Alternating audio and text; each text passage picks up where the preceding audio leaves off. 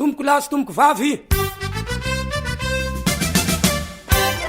Mba mangataka ny commune Ambomanga kely zany zay mba hijery fokotanina Ambomahitsy fa ohatran'izay ny Ambomahitsy zany ohatrany tsy mahazo ninina mihitsy hatramin'izao fa andraso lava dia nisy fizarana tany dia be antitra teo amin'ny 20 teo iony na tamin'le voalohany nisy fandraisana anarana indray dia ohatrany fidividin'le président izy moa zany tsy tena président fa ohatrany hoe carte mobile dia fiamperany fotsiny le soratana dia niteny zay mba soraty président dia zany nataony anay hoe andao soratana raha ohatra hoe entina menao tozy izy nataony tondra cahier sy stylo izy.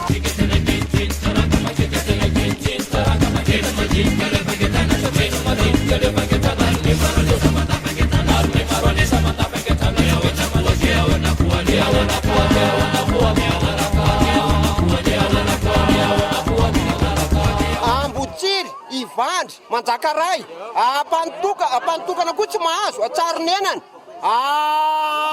Mahazo. Ambomborary tena Avandry tena tsy mahazo zavatra Ambomborary.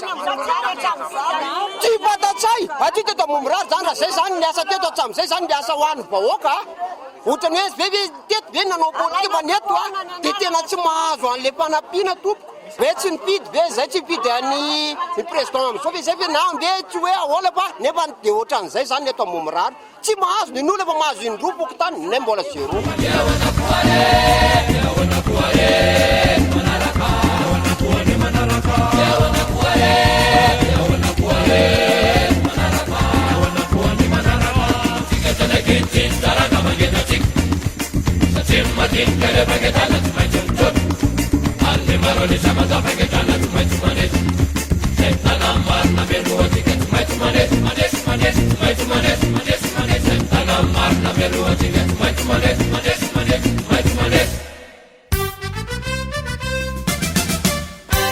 Saotra tomboko lahy, saotra tomboko vavy.